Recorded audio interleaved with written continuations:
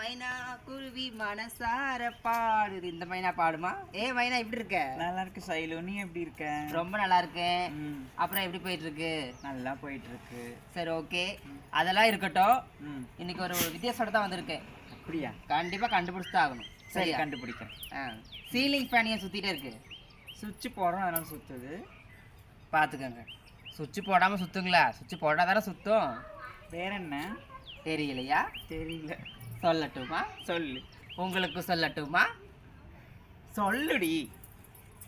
அதுக்கு அட்ரஸ் தெரியல, அதனாலதான் சுத்திட்டு இருக்கு.